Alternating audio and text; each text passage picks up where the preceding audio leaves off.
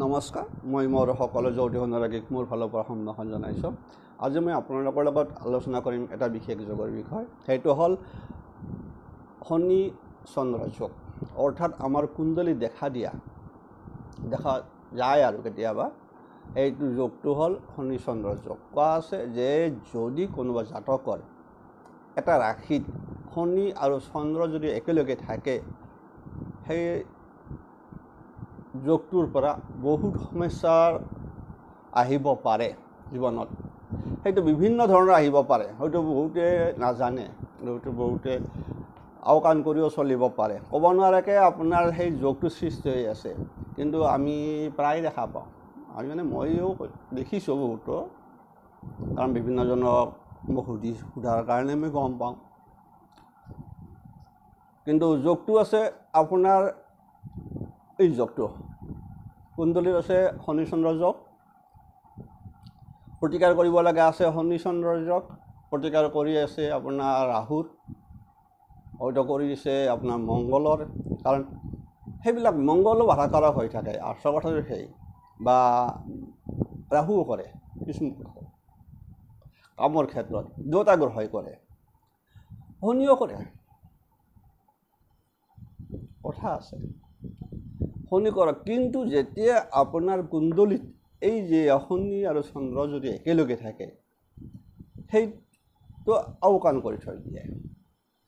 তাৰ প্ৰতিকাৰ সলনি লাগে সামান্যই হওক প্ৰতিকাৰ, কথা আছে সামান্য প্ৰতিকাৰ হওক, কিন্তু কথা হ'ল কি, সেই সামান্য প্ৰতিকাৰটো আপোনাৰ কাৰণে এটা বহুত ডাঙৰ উপকাৰত আহিব পাৰে, দেখাত সামান্য। কাৰণ যিহেতু আমাৰ জ্যোতিষত এটা বিশ্বাস যে আমাৰ কৰ্মফল দুই প্ৰকাৰৰ আছে, যে আমাৰ পূৰ্বজন্মৰ ফল আৰু লগত এই জন্মৰ অৰ্জিত ফল, দুটাই সংযোগ হোৱা বুলি কয়। কিছুমানৰ ক্ষেত্ৰত কোৱা যে দেখা পাইছে যে বাপাক দেখা যাব, কৰি থাক, এই জীৱনত ইয়াৰ ফল পাবি, সঁচা পাই যায়, সেইটো অৰ্জিত ৰানিং।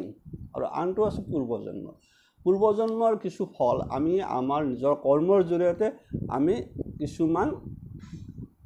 কম কৰিব পাৰোঁ, কমপ্লিট কৰিব নোৱাৰিব পাৰোঁ, কিন্তু কম কৰিব পাৰোঁ।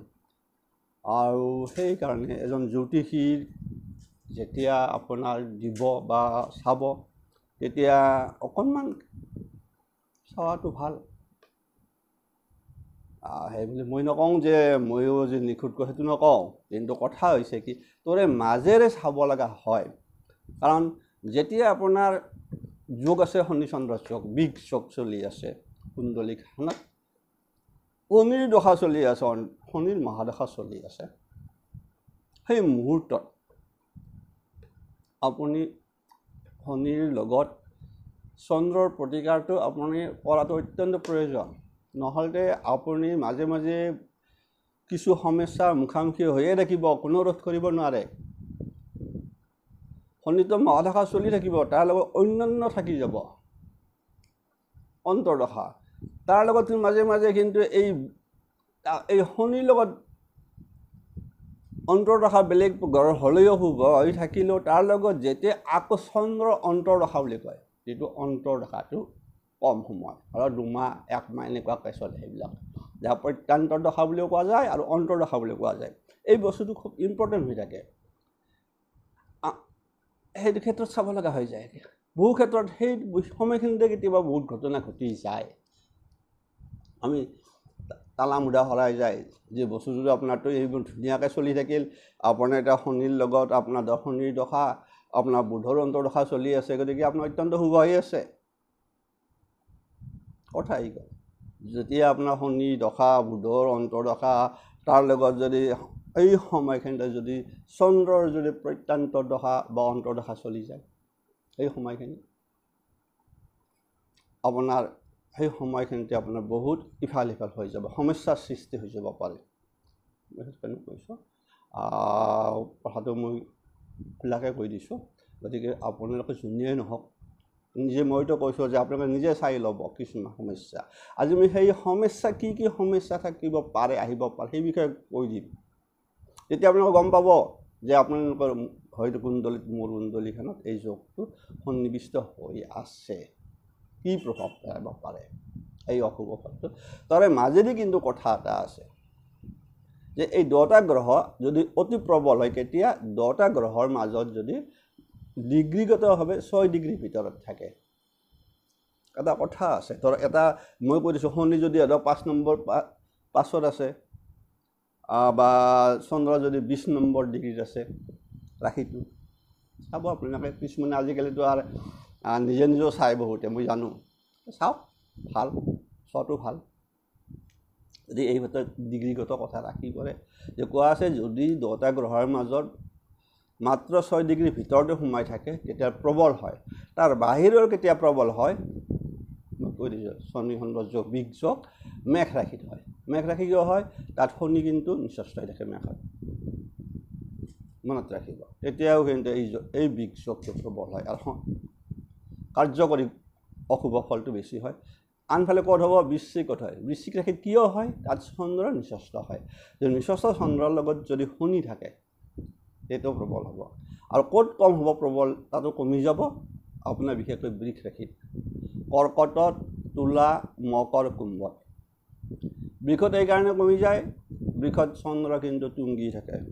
কৰ্কট চন্দ্ৰ নিজ ক্ষেত্ৰ স্বক্ষেত্ৰী হৈ থাকে তুলাত শনি তুংগী হয় মকৰত শনি স্বক্ষেত্ৰী হয় কুম্ভটো শনি স্বক্ষেত্ৰী গতিকে এই ক্ষেত্ৰত যদি আপোনাৰ থাকে কিন্তু ইয়াৰ প্ৰভাৱ বহু পৰিমাণে কম হয় বাকী কিছুমান অসুবিধা হয় আৰু ইয়াৰ মূল কাৰণ হ'ল কি আমাৰ স্বাভাৱিক আমি শনি কওঁ যদি শনি বাধাৰ যিকোনো কামৰ বাধাৰ কাৰক হৈ উঠে থাকে আনফালে চন্দ্ৰ হ'ল আপোনাৰ আমাৰ মনৰ কাৰক গ্ৰহ আমাৰ মনটো বহুত বিচাৰে আৰু যিকোনো কাম আমাৰ মনৰ দ্বাৰাই আমি নিৰ্ধাৰিত হয় মনটো ক'ব লাগিব কিন্তু সেই কামটো কৰিব যাওঁতে মনৰ কাৰক গ্ৰহ যিহেতু কৰিব যাওঁতে কিন্তু কিছু ক্ষেত্ৰত শনি বাধা হৈ থাকিব যদি আপোনাৰ শনি চন্দ্ৰ যোগ হৈ থাকে কুণ্ডলীত গতিকে ইয়াৰ মাজত মই আপোনালোকক কৈ দিছোঁ এটা এই যোগৰ আন এটা কথা হ'ল কি যে আপুনি ইয়াৰ ফল কেনেকুৱা কুফল হয় মই কৈ দিছোঁ চাব এই যোগ থাকিলে কি হয় যে আমাৰ সমাজত এনে কিছুমান ব্যক্তি আছে যিসকল অকাৰণে মানসিকভাৱে ভাৰাক্ৰান্ত হৈ থাকে আপুনি গম নাপাব মানসিকভাৱে ভাৰাক্ৰান্ত হৈ থাকে মানে কিবা এটা সমস্যাৰে লাগি থাকে জীৱনত একোৱে নহ'ব একোৱে মোৰ নহ'ল নেকি এই যিটো মানসিকতা আহি থাকে এই শনি চন্দ্ৰ যোগৰ কাৰণে হৈ থাকে এইটো কিন্তু মুখ্য কথা গতিকে অকাৰণে মানে আপুনি ক'ব নোৱাৰাকৈ আহি থাকে সেই বস্তুটো আৰু প্ৰচণ্ড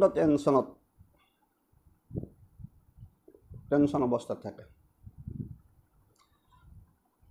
এই যোগ থাকিলে হঠাৎ হ'বলগীয়া কামবোৰত বাধা আহি পৰে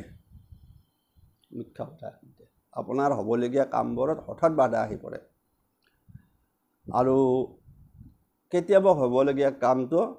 কোনো কাৰণ নোহোৱাকৈ আপোনাৰ কামটো হৈ নুঠে যেনে ধৰক আপোনাৰ চাকৰি এটাত ইণ্টাৰভিউ দিলে আপোনাৰ একদম এবাৰ হ'বই আপুনি কনফাৰ্ম হৈ আছে যদি আপোনাৰ কুণ্ডলীখনত যদি এই চন্দ্ৰ শনি চন্দ্ৰ যোগ হৈ আছে তেনেহ'লে আপোনাৰ কামটো সম্ভাৱনাটো আপুনি শেষ মুহূৰ্তত হৈ যাব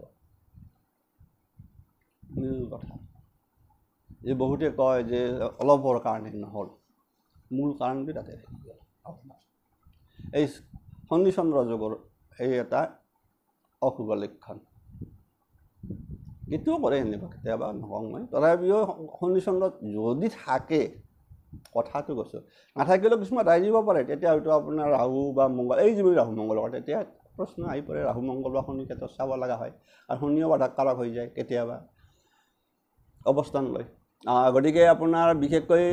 যদি হ'বলগীয়া কামটো নহয় অথবা যদি কাৰোবাৰ চাকৰি হ'বলগীয়া চাকৰিটো শেষ মুহূৰ্তত নাপায় তেতিয়া মনত ৰাখিব আপোনাৰ কুণ্ডলীত কিন্তু শনি চন্দ্ৰ যোগ সন্নিৱিষ্ট হৈ আছে নহ'লে চন্দ্ৰৰ পৰা শনি দৃষ্টি পৰি আছে তেতিয়াও এফেক্ট হয় আৰু কেতিয়াবা দেখা যায় যে বিয়া বাৰু কথাত আহি যায় আপোনাক ক'লোঁ বিয়া বাৰুৰ ক্ষেত্ৰত আপোনাৰ বিয়া বাৰু কথা বাৰ্তা চলি আছে একদম কনফাৰ্ম হৈ গৈছে কিন্তু হঠাৎ বিয়াখন ভাঙি যাব পাৰে যদি শনি চন্দ্ৰ যোগ থাকে সেইকাৰণে বিগযোগ বুলি কৈছে নামটো হঠাৎ মানে একদম মানে আপোনাৰ কনফাৰ্ম হৈ আছে তাৰ জাগত আপোনাৰ যদি হঠাৎ ভাঙি যায় কেনে লাগিব কওকচোন তাতকৈ যন্ত্ৰণা কিবা থাকে নেকি মানসিক যন্ত্ৰণা যে চাকৰি এটা হ'ব এইবাৰ কনফাৰ্ম শেষ মুহূৰ্তত কোনোবা হাইকোৰ্ট কৰি দিলে চলি থাকে আপুনি চিলেকশ্যন পালে কোনোবাই কিবা এটালৈকে হাইকোৰ্ট কৰি দিলে কেছটো কেতিয়া মীমাংসা হ'ব কোনো নাজানে গতিকে আপোনাৰ সেনেকুৱা সেই কেছ মীমাংসা হ'লে আপোনাৰ বয়স গুচি যাব পাৰে মূল কথা থাকে বহুত কথা আহি পৰে এইবিলাক সেইকাৰণে কৈছোঁ যেনেকৈ নহওক বাধা আহি যায় আজি সেইদৰে আপোনাৰ যদি ভাঙি যায় আনফালে কথা আছে এই যোগ থাকিলে বিবাহিত জীৱনত সমস্যা আহে আপোনাৰ বিবাহিত জীৱনত সমস্যা হয় আপোনাৰ কৰ্মত বাধা বা সমস্যা আৰ্থিক সমস্যা অকাৰণে ঋণ বৃদ্ধি শত্ৰু বৃদ্ধি আদি কাৰক হৈ থাকে এই শনি চন্দ্ৰ যোগ থাকিলে কুণ্ডলী গতিকে চাই ল'ব লাগে যদি আপোনাৰ মই কোৱাৰ নিচিনা যদি আপোনাৰ ক'লোৱে কোনকেইটাত আছে অশুভ অতি অশুভ প্ৰবল হৈ থাকে সেইটো কৈ দিলোঁ আপোনাৰ মেঘ ৰাশি এইটো জানা কথা মেঘ ৰাশিত শনি নিচস্ত বৃশ্চিক চন্দ্ৰ নিচস্ত যেতিয়া গ্ৰহত সেই দুটা গ্ৰহ এনেই বেয়া আঁতৰে যদি আৰু এটা নিচস্ত হয় কি অৱস্থা হ'ব আপোনাৰ এই সময়খিনিত চন্দ্ৰৰ দশাকালত বা শনিৰ দশাকালত বা অইন গ্ৰহৰ এই যদি মই ক'লোঁ অইন গ্ৰহৰ দশাকালত অন্তৰ্দশাৰ লগত যদি এই অন্তৰ্দশাত শনিৰ শৰীৰ তাৰ লগত যদি প্ৰত্যাংশ দশা যদি বা অন্তৰ্দশা যদি চন্দ্ৰৰ আহি গ'ল সেই সময়খিনি সেই দুমাহ বা একমাহ আপোনাৰ মানে বহুত সমস্যাৰ সৃষ্টি হৈ যাব পাৰে গতিকে কৈছোঁ গতিকে এই মূল কাৰণটো ইয়াৰ প্ৰতিকাৰটো বিশেষ বৰ বেছিও নহয় অথচ ইয়াৰ প্ৰতিকাৰটো এটাই আছে যে বিভিন্নজনে বিভিন্ন কৈছে কিন্তু মূল কাৰণ চাত্বিক হিচাপে আপুনি এইখিনিয়ে কৰিব পাৰে শিৱৰ আৰাধনা কাৰণ চন্দ্ৰ যিহেতু কিবা অসুবিধা থাকে তেতিয়া শিৱৰ কৰা ভাল আৰু শনিৰো শিৱৰ কৰিলে ভাল তাৰ লগতো শনিৰ প্ৰতিকাৰখিনি কৰি থোৱাটো ভাল শনিৰ প্ৰতিকাৰটো আগতে কৈছোঁ আপুনি কমচে কম শনি মন্দিৰত গৈ শনিৰ দান দ্ৰব্যখিনি দিব লাগে বিশেষকৈ আপোনাৰ ধৰক কুকুৰক আঘাত কৰিব নালাগে কুকুৰক ৰাতিপুৱা খাব দিব লাগে সেইবিলাক শনিৰ প্ৰতিকাৰ চৰাই চিৰিকটিক খাব দিয়া শনি বিশেষকৈ আৰু চন্দ্ৰটো আপোনাক ক'লোৱে সোমবাৰৰ দিনাখন যদি আপুনি যদি যায় বা আপুনি যদি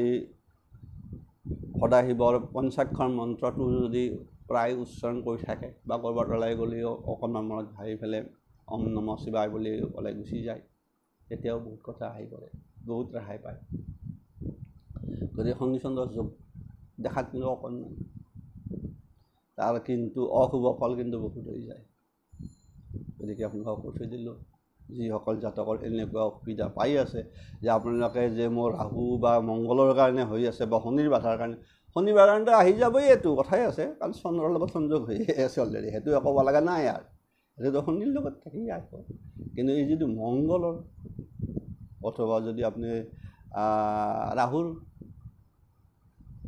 চলি আছে আপোনাৰ কিন্তু শনি চন্দ্ৰ যোগ বিযোগ আপুনি ৰত্ন পিন্ধি আছে কিহৰ ৰাহুৰ পিন্ধি আছে আপুনি কৰি আছে মংগলৰ কাষত যায় বদনামটো কাৰ কথাটোহে জ্যোতিষক বিশ্বাস মই নকৰোঁ আমি কৰিব ক'ত আপোনাৰ যেতিয়াই দিলে বিধান তেতিয়াই গণ্ডগোল এৰি চাওক গতিকে নিজে নিজে চাই ল'ব যদি কাৰোবাৰ সেনেকুৱা সমস্যাত পৰি আছে মই কৈ দিলোঁ আনফালে এটা কৈ দিলোঁ ইয়াতো হৈ যাব পাৰে বাধাৰ সৃষ্টি একেলগে থাকিলেতো বিগযোগটো কথাই নাই তাৰ বাহিৰেও যদি চন্দ্ৰৰ ওপৰত যদি শনিৰ দৃষ্টি পৰি থাকে শনিৰ দৃষ্টি ক'ত পৰে আপোনালোকে ৩ নম্বৰ ঘৰত পৰে যদি শনিৰ পৰা যদি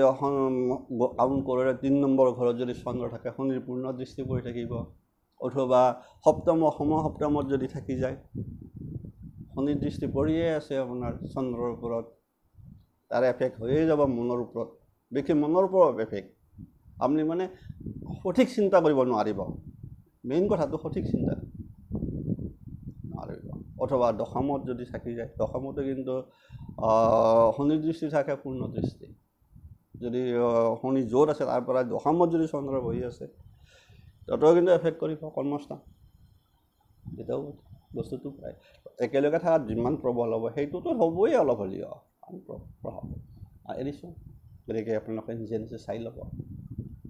আপোনাৰ কুণ্ডলীত আছে যদি, আৰু যিখিনি নতুন ল'ৰা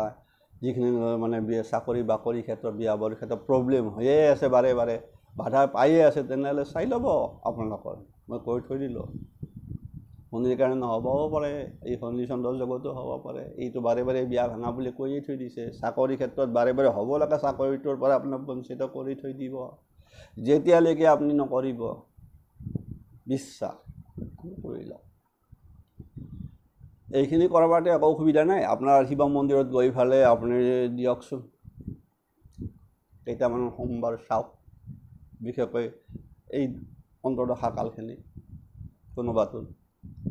বা প্ৰত্যন্ত দশা সময়খিনি চাই ল'ব। এৰিছোঁ। সকলোৰে মংগল হওক, ভালে থাকক, কুশলে থাকক, এনেকুৱা কিছুমান সৰু কথা অথচ বিৰাট গুৰুত্বপূৰ্ণ কথা। আজিলৈ ইমানে। যিসকলে নতুনকৈ চাই আছে ছাবস্ক্ৰাইব কৰিব, পাই থাকিব এনেকুৱা। বহুত কথা থাকে জ্যোতিষত, এনেই আপোনাৰ বহুত পোৱা যায়। বহুত কথা মই গম পাই থাকোঁ, কাৰণ মোৰ যিহেতু মই বিভিন্নজনৰ লগত মই কথা পাতি থাকোঁ, যে তুমি গম পাই থাকোঁ চব। কাৰণ আপোনালোকেতো কেতিয়াবা পায়, প্ৰায়ে পাব মোক গধূলি সময়খিনিত। মইতো থাকোঁৱে, মই কৈছোঁৱে 5:30 পৰা 5টাত যদিও কওঁ, আজিকালি নোৱাৰি। গতিকে 5:30 পৰা মই 8-9টালৈ থাকোঁৱে। অকল এষ্ট্ৰলজিৰ লগতে সম্পৰ্কিত থাকোঁ সেই সময়খিনি, কিন্তু ৰাতিপুৱাৰ ভাগত মই নাথাকোঁ। ৰাতিপুৱাৰ ভাগত মই প্ৰায় মোৰ সেই হোৱাটছআপ নাম্বাৰটো বন্ধ হৈ থাকে। গতিকে কিছু কথা সুধিব খুজিলে সুধিব পাৰিব কাৰোবাৰ সেনেকুৱা, কিন্তু বেছি কথা সুধিব নালাগে। মানে এটাৰ পৰা দুটা বা তিনিটা বৰাই থাকিব নালাগে। সেইখিনি কিন্তু মই এটা কথাই কৈ দিছোঁ। আৰু মই এটা নিৰ্দিষ্ট সময়ত থাকোঁ, সেই নিৰ্দিষ্ট সময়ত মই যিটো কথা কৈ দিম সেইটোৱে। আপুনি কিবা এটা সুধিছে, মই সেই নিৰ্দিষ্ট উত্তৰটো মই দি দিম। নেক্সট সুধিলে, কাৰণ বহুত কথা আহি পৰে। এটাৰ পৰা আনটাত গুচি গ'লে মোৰ মেণ্টেল যিটো মানে সেইটো বস্তুটোৰ ক্ষেত্ৰত অকণমান সেয়া কথা থাকে, নিয়ম নহয়। সেইকাৰণে কৈছোঁ। সেইকাৰণে আপোনালোকে বহুতে বহুত বুজিব খোজে, একচুৱেলি সিমান নহয়। আপুনি একেলগে বহুতখিনি জানিব খোজে, সেইটোতো জানিব খুজিলে এইটো নহ'ব না। এজন চাব, আপুনি বহুত মেক্সিমাম এষ্ট্ৰলজাৰ আছে, আপোনাৰ 2টাৰ পৰা 3টা কথা, 3টাৰ পৰা এটা শব্দ নক'ব, আপোনাক কৈ দিলোঁ। মই অলপ কওঁৱে। এৰিছোঁ।